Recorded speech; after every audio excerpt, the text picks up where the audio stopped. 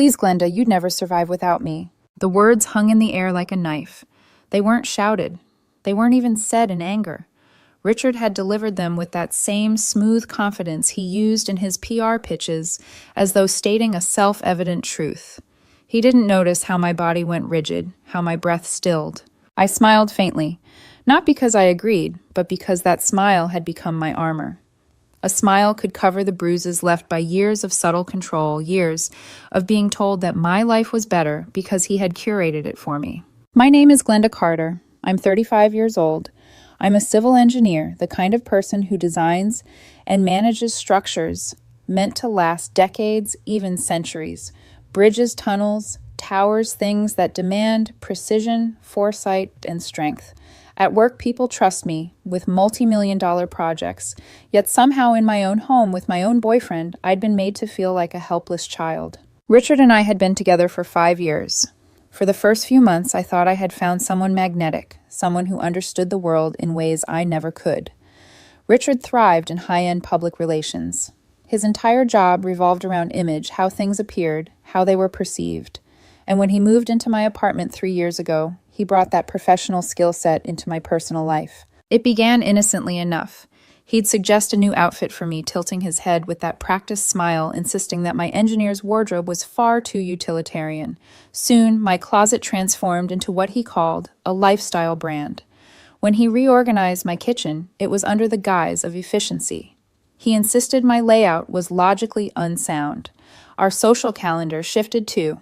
Little by little, my old friends disappeared, replaced with his vibrant, photogenic circle, who clinked champagne glasses and spoke in networking slogans. Richard never framed it as control. It was always improvement. He wasn't smothering me. He was elevating me. He wasn't isolating me. He was introducing me to a better world.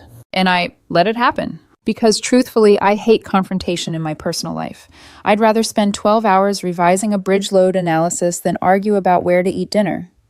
Richard knew that. He thrived on that. It was easier to give in than to brace for the sighs, the raised eyebrows, the endless lectures about how I was limiting myself. Like the proverbial frog in slowly boiling water, I had convinced myself the rising heat was comfort. The only corner of my world untouched by his influence was my little workshop. A spare bedroom turned sanctuary stacked with miniature beams, foam bases, and precise replicas of structures I admired. I had built the Golden Gate Bridge once, with every suspension cable delicately aligned. Later, the Sydney Opera House, its sails crafted from thin resin panels. It was tedious work, meticulous, requiring the kind of patience most people don't possess. For me, it was peace.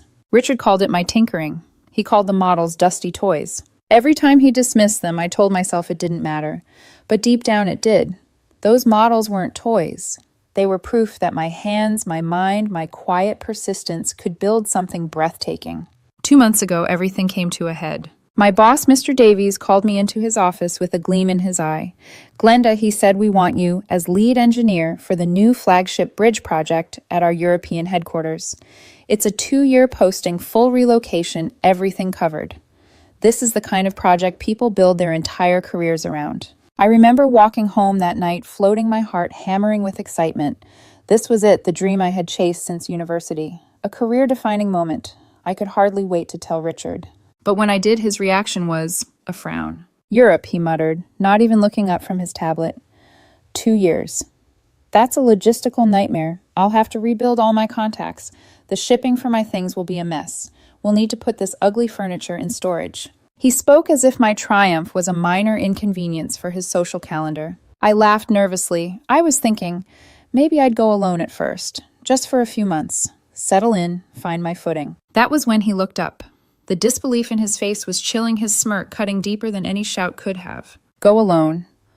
Please, Glenda. You'd never survive without me. You'd be eating takeout every night. Your clothes wrinkled, your life in shambles within a week. And in that moment, something inside me cracked. All my years of swallowing resentment, of telling myself it was easier not to argue, congealed into something sharp, cold, unmovable. He didn't see me as a partner. He saw me as a dependent, a project he managed. But I am not a project. I am an engineer. I build things meant to stand the test of time. And now, I was about to build something new, a life without him. I forced myself to nod that night to let him believe he had won, that he was indispensable. "Of course you're right," I said softly. But the next morning I walked into Mr. Davies's office and accepted the promotion, quietly, without fanfare, without hesitation. And just like that, I began the most intricate project of my life. Not a bridge, not a tower, something far more delicate, far more dangerous. The silent dismantling of my existence with Richard. By the time Richard poured his morning espresso and started scrolling through his emails, I had already made the decision that would alter both of our lives forever. He thought I was heading to the office as usual, but really I was stepping into the first act of my escape. At work, I told Mr. Davies I had accepted the promotion. I made one request: discretion. I explained carefully that I was in the process of separating from my long-term partner and I didn't want complications. He nodded with the kind of understanding only a man who had seen many messy divorces could give. "We'll handle it quietly," he said. "Your relocation team is top tier. Tell them exactly what you need." And so the parallel worlds began. By day, Richard and I looked like a couple preparing for an exciting international adventure. He told friends over cocktails that we'd soon be living in Paris or Amsterdam, somewhere stylish, somewhere glamorous. He bragged about the new opportunities we would have. Our Instagram feed, curated entirely by him, of course, was sprinkled with hints of big changes ahead. But beneath the surface, I was orchestrating the cleanest break of my life. Step 1, secure the new life. I contacted the corporate relocation team and told them everything, well, almost everything. They arranged a premium furnished apartment for my first 3 months in Europe, the kind of place meant to house executives in transition. A sleek apartment with utilities covered security tight and not a trace of Richard's influence. They provided me with a stipend, rerouted all communication through my private work email, and even offered to handle the more delicate logistics. Step 2, dismantle the old life. I visited my landlord, signed the 60-day termination notice, and gave a firm end date, August 15th. The day after a new tenant would move in thanks to a rental agency I had already lined up. On August 14th, my flight would depart. By the time Richard came back to what he thought was his home, it would belong to someone else. Step 3, possessions. This was the most dangerous part. Every item in that apartment was a clue, a possible tripwire. I needed to preserve my own belongings, and at the same time ensure Richard's were handled with care. I couldn't give him ammunition to accuse me of cruelty. I hired movers through the relocation service, explaining that only items explicitly tagged by me were to be shipped overseas. Everything else, clothes decor, even his carefully curated cocktail sets, were to be packed and delivered to a high-end storage facility under his name. I paid the first 3 months in advance. When I told Richard relocation specialists would be visiting to evaluate the move, he barely looked up from his phone. "Good," he said. "Make sure they don't scratch the marble table. It's practically the centerpiece of my aesthetic." His arrogance was my camouflage. While Richard scrolled through real estate listings in Paris, dreaming of apartments with wrought iron balconies, I was securing my freedom piece by piece. Step 4, the digital trail. I filed a mail redirection with the post office, all correspondence rerouted to my new company address. I bought a new phone set to activate the moment I landed. My old number, his lifeline to me, would vanish. Those weeks felt surreal.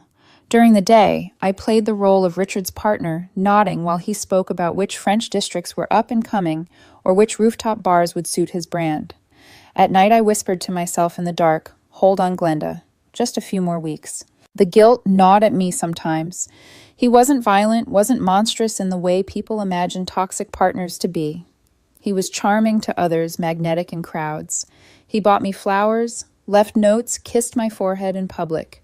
But the private truth was sharper. He had eroded me, worn me down, until I believed I needed him. That was the violence. One evening, as I sat cross-legged on the floor of my workshop, carefully wrapping the model of the Sydney Opera House, Richard appeared at the door. He leaned against the framed glass of wine in hand, watching me. "Still playing with your little toys?" he asked. I glanced up, forcing a neutral smile, just making sure they're packed safely. He chuckled, shaking his head. "You're adorable, Glenda. Honestly, once we're in Europe, you won't have time for this. Too much to see, too many people to meet." I nodded. Let him think he was right. That was the trick now, let him underestimate me all the way to the end. As the calendar crept closer to August, my double life intensified. At work, I was designing schedules and reviewing blueprints for the European project. At home, I was slipping papers into files, marking boxes, discreetly memorizing the timeline like it was one of my engineering projects. Richard's excitement grew in tandem. He talked about farewell parties, about who he'd invite to our going-away dinner. I just smiled, knowing that while he rehearsed speeches about our next chapter, I was building the final blueprint that would remove him from my life. Sometimes late at night, I'd catch myself trembling, not from fear, but from anticipation. What I was doing was risky. If he caught on, there would be arguments, scenes, maybe even sabotage. But every time the doubt crept in, I remembered his smirk. "Please, Glenda, you'd never survive without me." He was wrong. And in 60 days, he was going to find out just how wrong he had been. The weeks leading up to August passed in a blur of tension. By day, Richard's voice filled the apartment with talk of wine districts, couture showrooms, and rooftop soirees we would host in Paris. By night, I whispered my mantra to myself, "Hold steady, Glenda. The blueprint is set." Every step of my plan felt like tightening the final bolts on a bridge before the first car drives across. One wrong move, one overlooked detail, and the whole structure could collapse. The countdown began. On August 1st, the movers arrived. Richard was at a lunch meeting, the perfect cover. They swept through the apartment with industrial efficiency. I gave explicit instructions, boxes marked with blue tape, mine were to be shipped to Europe. Boxes marked with red, his went into storage. They packed his Italian suits, his collection of bespoke cufflinks, his curated conversation pieces from art fairs. Every object went into climate-controlled security under his name. I paid for the first 3 months in advance. No one could accuse me of cruelty. When Richard returned that evening, I told him the relocation team had done a preliminary run-through. He barely blinked, just asked if they'd remembered to take measurements for his wine rack. His arrogance again was my greatest ally. August 10th. I sat alone in my workshop, wrapping my most fragile model, a miniature of the Golden Gate Bridge. Each cable, each beam, had been my therapy during the darkest months with Richard. I ran my fingers over the delicate frame, whispering, "You'll cross the ocean with me." Richard appeared in the doorway holding 2 champagne flutes. To us, he grinned, handing me one. "Paris, here we come." I raised the glass lips, brushing the rim, but not drinking. My smile hid the truth he would never step foot in Paris with me. August 14th, the day of my flight. The apartment was eerily bare. Movers had cleared it, leaving only echoes.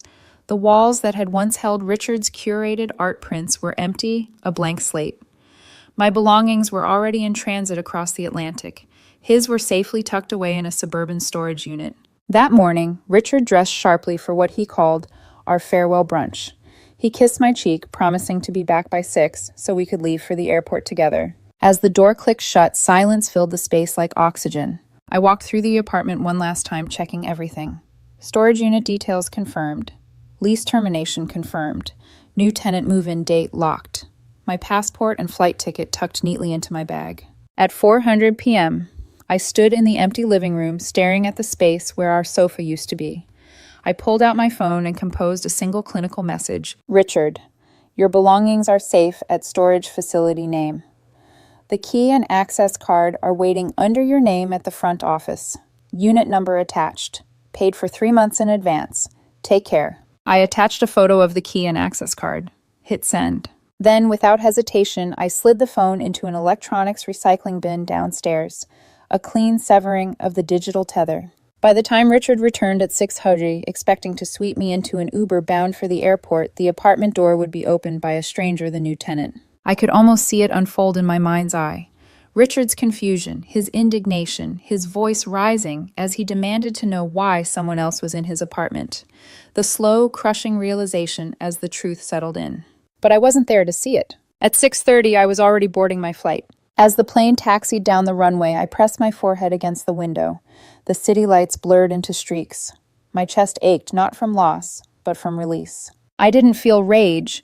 I didn't even feel triumph. Just a quiet, powerful calm. Like the deep hum of an engine lifting me into a future I had built with my own 2 hands. For the first time in years, I was free. The seatbelt light flickered off. The stewardess offered drinks. Around me, passengers settled into the rhythm of a long-haul flight. And me, I leaned back, closed my eyes, and whispered, "You said I couldn't survive without you, Richard. Watch me." The first morning in my new city, I woke up to silence. No Richard sighing about my lack of coordination. No calendar alerts for parties I didn't want to attend. Just the hum of traffic far below and the taste of strong European coffee. For the first time in years, my life belonged to me. But freedom, I soon realized, doesn't come without echoes. 48 hours after I sent that final text, my old email account, the one I had abandoned, erupted like a bomb site. Hundreds of messages stacked in chronological desperation. The first ones were blistering. From Richard. Where the hell are you? This isn't funny. What did you do with my things? Do you realize how insane this is? Then came the demands. Glenda, answer me. Now. You can't just disappear. We're a team. This is cruel, childish, beneath you. As the hours stretched, the tone shifted. Pleading replaced fury. Okay, look, we can fix this. I'll forgive you if you just come back. Don't throw away 5 years over some stunt. I didn't respond. I couldn't. My new phone, my new number were clean slates. I only checked the old account to understand the fallout. By day 3, Richard's allies entered the battlefield. Chloe. His ever-loyal friend sent me a wall of text. You're a monster. Do you know what you've done? Richard is destroyed. He hasn't eaten. He hasn't slept. He gave up everything for you, and you treat him like garbage. Her words slid off me like rain on glass. If Richard was destroyed, it was because his control had been ripped from him. Then his mother joined in her email, dripping with disappointment. This isn't the Glenda I knew. You were such a sweet girl. How could you abandon him like this? Relationships are about sacrifice. Don't you know how much you've hurt him? I stared at the screen, the irony almost suffocating me.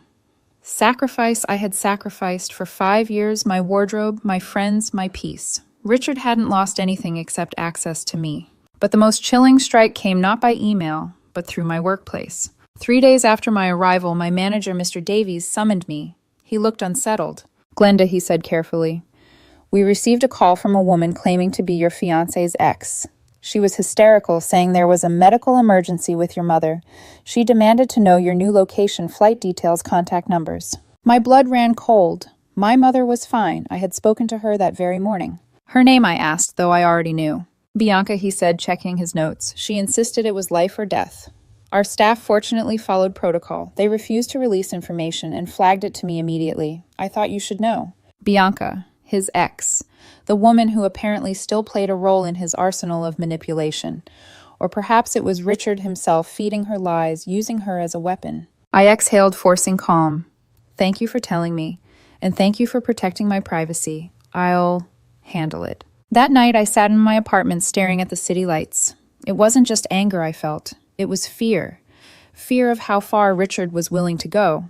He hadn't simply sent desperate emails. He had tried to manipulate my company, my livelihood, with a fabricated emergency. For years, I had told myself he was just controlling, just arrogant. But this was dangerous. The next call came 2 days later. My new work phone buzzed with an unknown number. Against my better judgment, I answered. Glenda, a sharp voice snapped. I recognized it instantly. Chloe, you need to fix this. Now. Richard is on my couch, half alive because of what you did. He can't even access his clothes because you dumped them in some facility he can't get into. You're heartless. My hand tightened on the phone. I inhaled, steadying myself. Hello, Chloe, I said calmly. There's nothing to fix. Richard's life is his responsibility. His belongings are safe, stored under his name. He has the key and the address. Nothing is hidden. Don't play games, she shot back. He went there. They wouldn't let him in without ID. His name wasn't even on the list. You're a psycho. An honest oversight, I admitted coolly. I've already corrected it. He has full access now. Handled. Handled, she barked. You blow up his life and think an email fixes it. He gave up everything for you. I let silence stretch before asking softly, what exactly did he give up, Chloe? His job, his friends, his network? No. He still has all of that. What he lost was my apartment, my income, my compliance. She faltered. I pressed on. And while we're talking about lies, tell Richard his little stunt with my company was noted. Pretending there was a family emergency, that's documented now. If he tries again, it won't be me he answers to. It'll be corporate legal. The silence on the other end told me she hadn't known. This isn't over, Glenda, she whispered finally. For me it is, I replied. I'm building something new, something he can't touch. I hung up before she could answer. That night, for the first time since leaving, I allowed myself to cry. Not because I regretted leaving, but because I realized the war had shifted fronts. Richard wasn't just furious. He was wounded. And wounded men, especially ones who built their identity on control, were dangerous. As I wiped my tears, I whispered to myself, "Hold steady, Glenda. The bridge is only half built, but you're stronger than you think." The morning after my call with Chloe, I woke to find a new email waiting for me. Not from Richard this time, but from my company's legal department. The subject line was cold and sharp potential harassment report. Inside the email detailed that my employer had formally logged Richard's fraudulent phone call about my mother's medical crisis. They attached a record of the incident, noting that any further attempts by him or his associates to contact me through corporate channels would be escalated to legal action. I stared at the screen, heart pounding. Relief mixed with dread. On one hand, I wasn't alone. My company was protecting me. On the other hand, Richard's desperation had just crossed into dangerous territory. He had weaponized lies. If I didn't draw a line now, he'd keep pushing until something broke. That evening, my phone rang again. The same unfamiliar number. I knew before I picked up. Glenda Chloe's voice snapped. "Do you have any idea what you've done? Richard is—" I cut her off, my voice low but steady. "Chloe, listen carefully. There's nothing to fix. Richard is not my responsibility anymore. He was never my dependent. He was a guest in my home, which I no longer lease. His possessions are safe stored under his name. He has the key, the access card, and full authorization." "You can't be serious," she scoffed. "He can't even get to his favorite clothes because of you. You've ruined him." I inhaled slowly, letting the silence stretch before speaking. "Ruined him, Chloe. Do you know what ruined me? 5 years of being told I wasn't enough. That my clothes were wrong, my friends weren't good enough, my hobbies were childish. He didn't see me as a partner, he saw me as a project. And I let it happen. That ends now." She hissed into the line. "You're twisting everything. He loved you. He built a life with you." My lips curved into a bitter smile. "No, Chloe. He built a brand with me as his prop. When I succeeded, it was his stage. When I struggled, it was proof he needed to manage me. That isn't love. That's ownership." There was a pause, then her voice hardened. "You can't just disappear. People don't vanish from relationships like this. You owe him." That word "owe" snapped something inside me. I rose from my chair, pacing across the sleek floor of my apartment, every word landing like steel. I owed him nothing, Chloe. And if we're talking about manipulation, let's talk about his little stunt with my company, pretending my mother was dying. That's not love. That's deceit. It's harassment. And it's documented now. If he or you tries something like that again, corporate legal will get involved. Her sharp intake of breath told me she hadn't known. "Glenda, you don't understand," she stammered. "He's desperate. He needs you." "No," I said firmly. "He needs control." And when I took it back, he unraveled. That's not my burden anymore. The silence that followed was thick, heavy. Finally, Chloe's voice dropped to a low hiss. "This isn't over." For me, I said my tone final it is. And I hung up. My hands trembled as I set the phone down. But the tremor wasn't fear anymore, it was release. For the first time, I had faced Richard's enforcer head-on and refused to bow. That night, I poured myself a glass of wine and stood by the window of my apartment watching the city pulse with life. Cars moved like arteries of light. People hurried down sidewalks. Voices echoed faintly through the glass. I was just one small figure among millions, but I was free. Yet freedom, I realized, was fragile. Richard wasn't done. Men like him never accepted defeat quietly. 3 weeks later, my prediction came true. A letter arrived at my company's legal office, forwarded to me with a note. "Please be aware of the following claim." The letter was from a law firm representing Mr. Richard Hayes. I skimmed the bold paragraphs, bile rising in my throat. He was demanding financial compensation for emotional distress, claiming I had abandoned him after he had made career sacrifices for me. He wanted palimony, despite us never being married. And the most absurd demand of all, half the value of my architectural models. He described them as jointly owned art assets of considerable monetary value. I laughed, the sound bitter hollow. The same models he mocked as dusty toys were suddenly priceless treasures he wanted to cash in on. The hypocrisy was breathtaking. But when I forwarded the letter to corporate legal, their response was swift, professional, devastating. "We've reviewed the claims their counsel wrote. They are baseless. We will draft a formal response." For the first time since I left, I allowed myself to exhale deeply. I wasn't fighting this battle alone anymore. Still, I couldn't shake the thought Richard had escalated. He wasn't just angry. He was attempting to destroy me legally, to punish me for daring to live without him. And yet somewhere beneath my fear, there was something else. Something colder, sharper. Resolve. If he wanted a war, I would fight it. Not with rage, not with games, with precision, with the same patience and foresight I used to build bridges. I whispered to myself as I closed the email. Hold steady, Glenda. He thinks you're fragile steel. But you are reinforced concrete. He will not break you. The envelope was thick, its weight alone daring me to crumble. When I slid it open, the contents spilled like venom. Richard had hired a lawyer. The letter accused me of wrongful abandonment, of inflicting severe emotional distress, of financial sabotage. He claimed he had sacrificed his career for me, that he had uprooted his entire life to follow my selfish ambitions. And then came the most laughable part: he demanded palimony, despite the fact we were never married, never shared a bank account, never held a joint lease. To Richard, entitlement didn't require legality, it only required audacity. But the crowning jewel of his fantasy was buried halfway down the page, a demand for half the value of my architectural models. He called them co-owned art pieces of significant financial worth. For years he had mocked them. Dusty toys, he'd say, rolling his eyes while I bent carefully over beams and glue. And now suddenly they were priceless treasures he wanted to strip from me. The hypocrisy was almost poetic. I sat at my desk letter, trembling in my hands, torn between fury and disbelief. Was this what he had reduced himself to? Turning my passion into a bargaining chip. My phone buzzed with an email notification. Corporate Legal had already received a copy. The subject line steadied me. We've got this. Their response came the next day, a masterpiece of calm obliteration. First, legal status. They stated clearly that Richard and I were never married, never registered partners, and had no shared assets. His claim of palimony was dismissed outright. Second, the apartment. They attached a copy of my lease agreement, solely in my name, along with the official 60-day termination notice. Legally, Richard had been nothing more than a long-term guest. He had no rights to the property. Third, possessions. They produced the signed contract from the storage facility, proof that I had carefully preserved his belongings paid in advance and ensured he could access them. Far from hiding his possessions, I had safeguarded them. Fourth, abandonment. They countered his narrative with hard evidence. My signed promotion acceptance dated weeks before my departure, along with travel documents and relocation contracts. My move was not an act of impulse, but a professional step long in motion. Finally, the counterclaim. The letter closed with precision. They documented his fraudulent call to my company, the harassment through proxies, the repeated attempts to invade my privacy.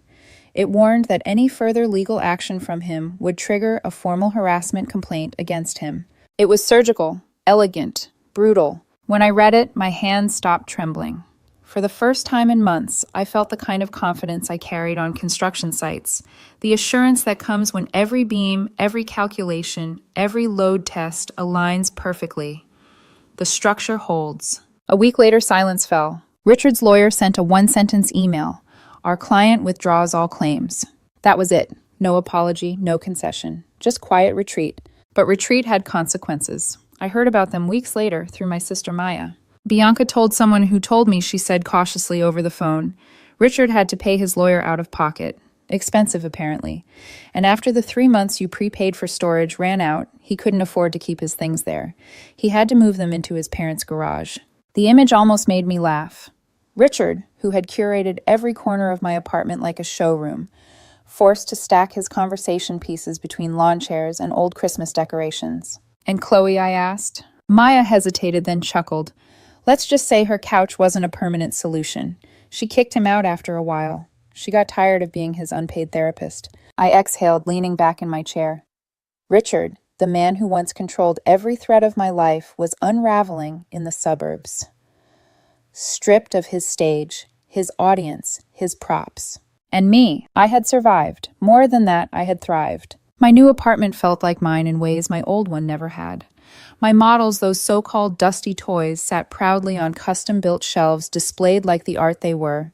My job consumed me in the best way, challenging projects, colleagues, who respected my voice, the exhilaration of building something that would last. Sometimes, though, I thought about Richard's words. You'd never survive without me. I realized then my revenge was never about punishing him. It wasn't even about proving him wrong. It was about proving something to myself. That I could build a life without his scaffolding. That I was not fragile steel, but reinforced concrete. And with each passing day as my new life took shape, I felt it more deeply. He hadn't just lost me. He had lost the illusion that I was ever his to begin with. 6 months. That's how long it had been since I boarded the plane, leaving Richard's curated world behind. If you had asked me then how I would feel now, I might have guessed relief. Maybe loneliness. Maybe guilt. But the truth is simpler, stronger. I feel whole. My apartment is no longer a sterile corporate unit.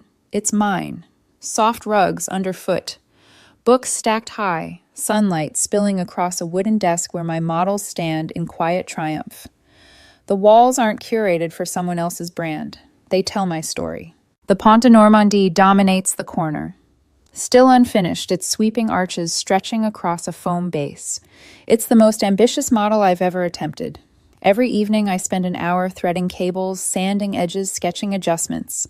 The work requires patience, precision, vision, all the things I nearly lost in the years Richard insisted I was incapable. At work, I'm thriving. The bridge project is grueling, exhilarating, the kind of once-in-a-lifetime challenge I used to dream about. My colleagues respect me, not because I fit an image, but because I deliver. I solve problems. I lead. And outside of work, I've found something unexpected: community. A local group of model builders welcomed me in. For the first time, I share my dusty toys with people who understand their worth. We trade techniques, admire each other's craftsmanship, laugh over glue mishaps. What Richard dismissed as childish, others recognize as art. I don't feel like I've started over. I feel like I've finally started. Richard, of course, didn't disappear. He lingers at the edges of my life like a cautionary tale. Maya keeps me updated, though she filters the details, knowing I don't need every scrap of his downfall. But the picture is clear enough. After losing his lawsuit, Richard had to pay his lawyer. His finances bled. Once the storage payments I covered ran out, he moved his curated belongings into his parents' garage, stacked between boxes of old tax records and plastic tubs of holiday decorations. His glamorous circle, Chloe included, faded. No one wants to house a man who can't stop complaining about how cruelly he was treated. Last I heard, he was juggling 2 jobs just to scrape by. He lives in a cramped apartment, no balcony, no space to host his glittering soirees. When people ask about me, he calls me heartless, manipulative, selfish. But never once, Maya said, has he taken responsibility for what happened. I thought I would feel satisfaction hearing it. Revenge. Triumph. But what I feel strangely is pity. Because Richard isn't fighting me anymore. He's fighting the mirror, and he's losing. He once told me I couldn't survive without him. But the truth is, he couldn't survive without me, without someone to manage to polish, to elevate him by proxy. He mistook control for love, manipulation for care. He built a life on image, not foundation. And when I walked away, the image collapsed. I don't hate him. Hatred would still tie me to him. What I feel is distance, like watching a storm recede on the horizon. It raged once, it terrified me, but now it's only a memory of thunder. One evening, as I adjusted the tiny suspension cables on the Pont de Normandie model, I realized why this project mattered so much to me. Bridges are about connection. They span divides, defy gravity, stand firm against winds and waves. They are built to last, but only when their foundations are strong. Richard and I had no foundation, just a facade. That's why we crumbled. But me, I am building something different now. Every piece I place on that model is a reminder. Strength takes time, vision takes patience, and resilience is crafted, not given. When the final arch slots into place, when the last cable is tightened, I'll step back and see not just a bridge, but a testament. To survival, to self-reliance, to freedom. I'll see proof that the girl Richard dismissed as helpless built something stronger than his control could ever contain. Because the truth is simple.